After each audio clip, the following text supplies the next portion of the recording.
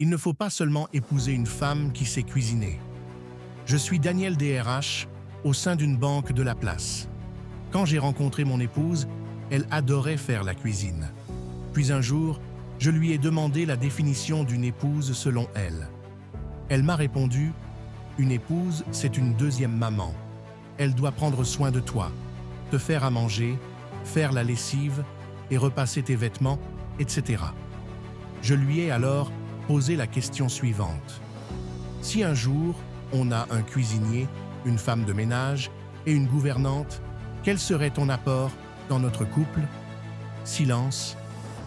Mon épouse est l'une des personnes les plus intelligentes que je connaisse, mais j'avais compris qu'elle avait une vision du couple qui lui avait été enseignée. Si vous posez la même question à 90% des femmes africaines, elles auront la même réponse.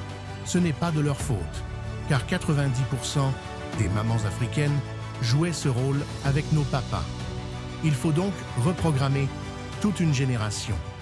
Votre compagne est votre premier partenaire de vie.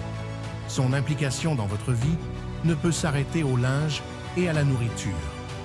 Les femmes ne sont pas des êtres moins intelligentes. J'ai parfois échoué dans ma vie car je n'avais pas écouté ma femme.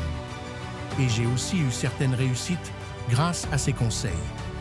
Si vous réduisez votre premier conseiller au rang de cuisinière, sachez que vous êtes en train de vous priver d'une ressource importante. Même si votre compagne n'a pas de gros diplôme, faites la différence entre une personne intelligente et une personne diplômée. Elle peut toujours vous apporter quelque chose de positif.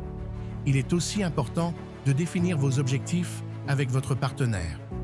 Tu veux être riche, mais ta partenaire n'est pas informée, tu mens à qui? Quand je dis informé, je ne parle pas de lui dire de temps à autre « QN, un jour, tu seras riche ». Est-ce que ta partenaire connaît le plan que tu as défini pour atteindre ta supposée richesse? Une fois le plan défini, tu dois être capable de partager ta vision avec elle et la former si nécessaire. Tu devras diriger une entreprise dans laquelle tu vas partager ta vision avec des dizaines, voire des centaines d'employés. Comment feras-tu si seulement, dans ta maison, tu n'arrives pas à partager cette vision avec une seule personne?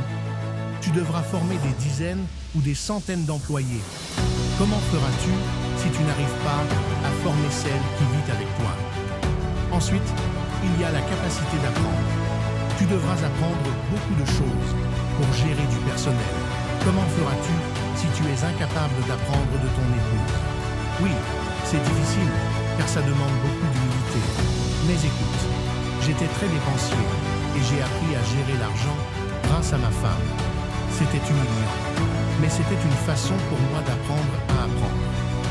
Aujourd'hui, je ne suis pas gêné d'apprendre même des plus petits que moi, car j'ai commencé à apprendre dans ma maison. Pour finir, le titre de ma publication avait juste pour but d'attirer ton attention.